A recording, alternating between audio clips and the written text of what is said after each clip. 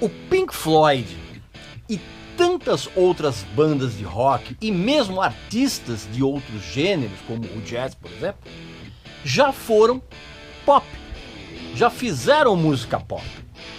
Só que, do jeito que o pop anda vagabundo hoje em dia, isso não rola mais. Nesse vídeo eu vou explicar o que uma coisa tem a ver com a outra. Presta atenção.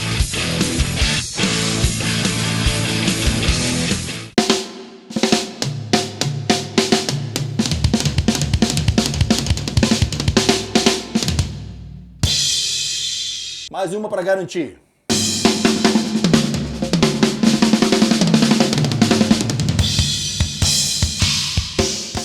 Vamos mudar tudo agora. Meu amigo e minha amiga, outro dia eu tava conversando com um grupo de amigos, né, pela internet, evidentemente, né, que não dá para encontrar ninguém hoje, e eu falei que o Pink Floyd foi um grupo pop, e todo mundo ficou horrorizado. E na verdade ficaram horrorizados de uma maneira completamente errada, porque o Pink Floyd já foi sim um grupo pop. Não só o Pink Floyd, como outras bandas de rock já foram pop. E mesmo artistas de outros gêneros, por exemplo, como o jazz, já foram pop. Não que a banda tenha se tornado uma atração pop, mas fizeram músicas de muito sucesso que extrapolaram as fronteiras, vamos dizer assim, sonoras do seu próprio som. Claro que hoje em dia, com esse pop sem vergonha que se faz hoje, isso não acontece. E não só por isso, tem uma série de outros motivos.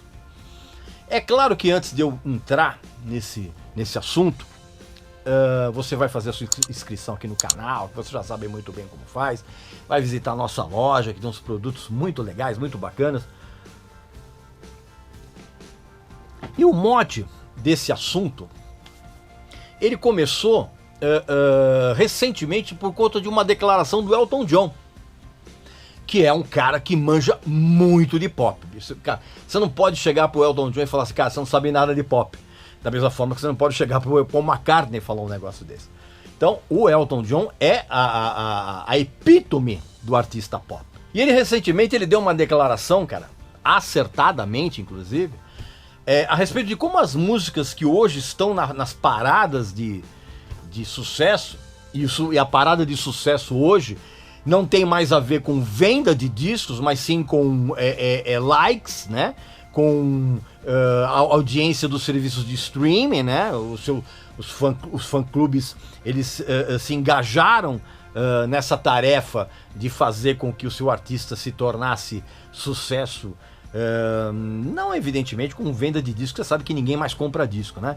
Mas com audiência de streaming, né? Likes nas redes sociais, aquela coisa toda que você já sabe, eu já tô careca de explicar isso pra vocês. Ele deu uma declaração que as músicas nas paradas de sucessos hoje, que são, como eu disse, que são ditadas pelas popularidades, né? Dos likes e dos fã-clubes, inclusive formados totalmente por gente retardada, né? É bom a gente deixar claro isso, e pelos acessos às plataformas de streaming. O Elton John, ele diz com muita propriedade, cara, que essas músicas elas não são reais.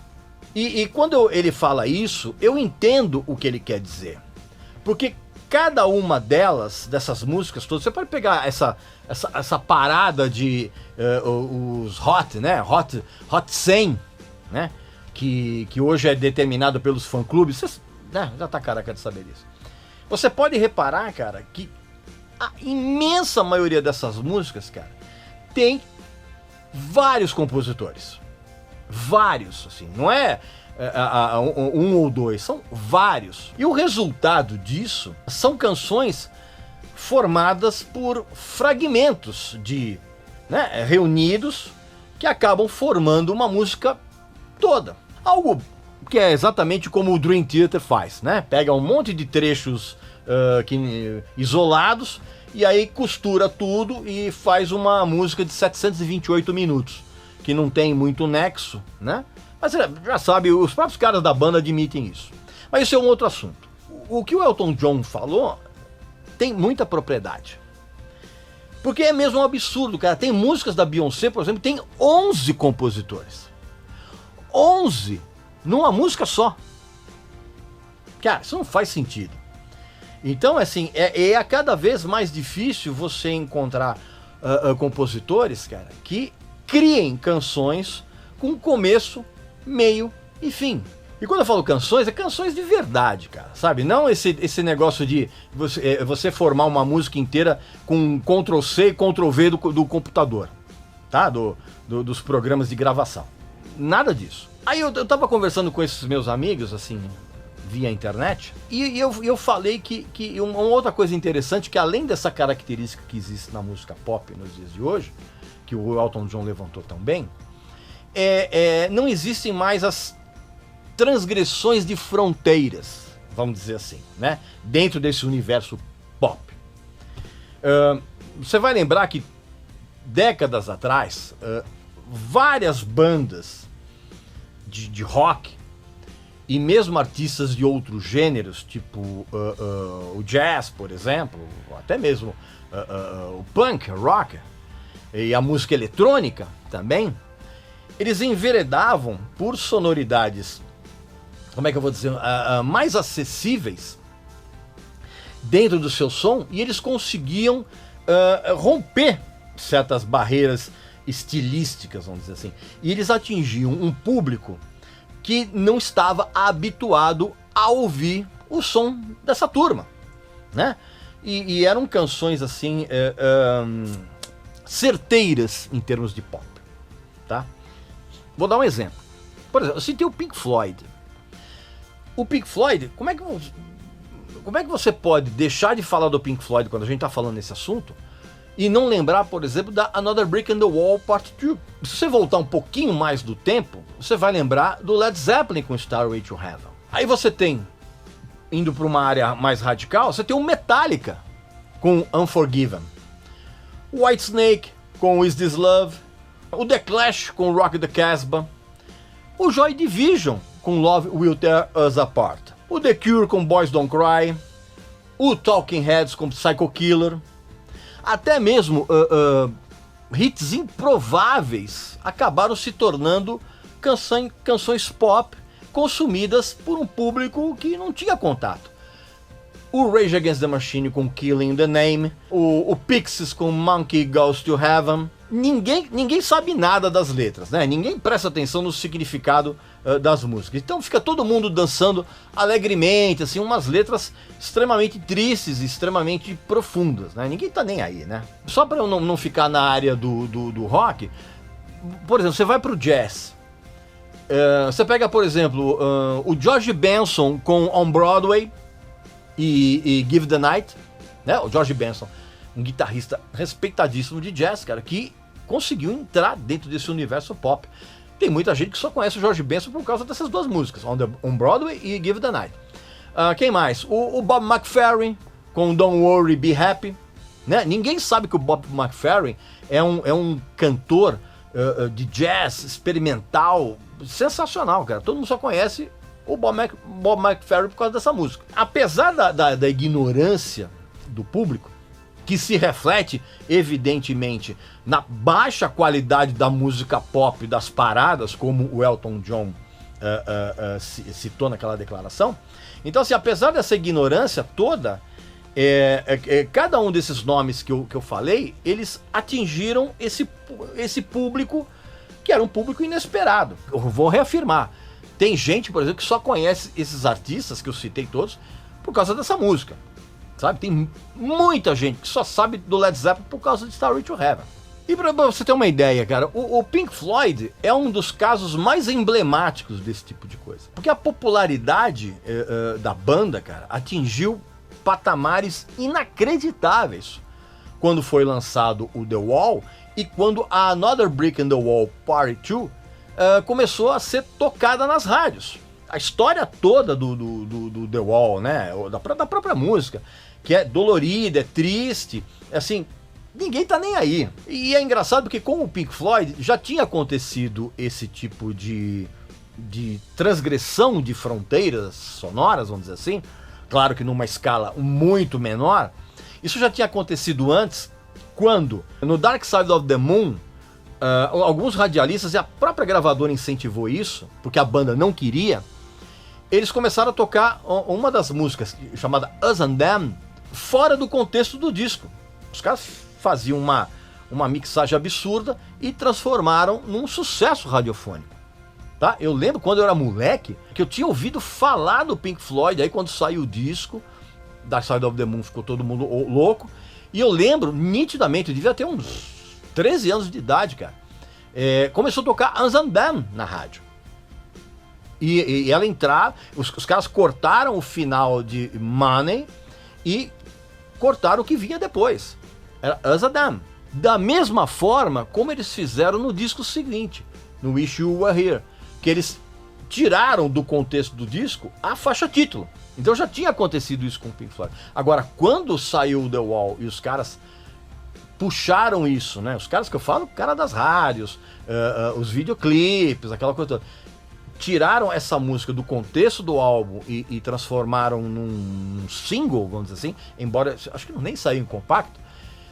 Essa música atraiu um sucesso, um público tão grande que nunca tinha ouvido falar do Pink Floyd, que eu acho que essa música é um dos grandes exemplos de como as bandas de rock poderiam, naquela época, atingir outros públicos. Tem gente que conseguiu fazer isso de uma maneira proposital e outras de uma maneira não proposital, como foi o caso, por exemplo, do próprio Pink Floyd.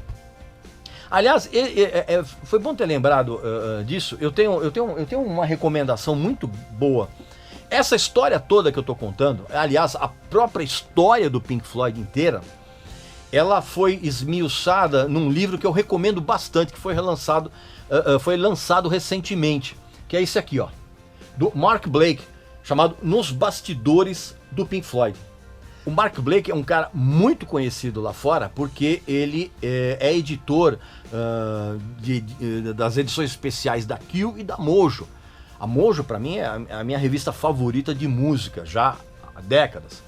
E ele escreveu esse livro, cara, muito minucioso a respeito da história do Pink Floyd desde o início.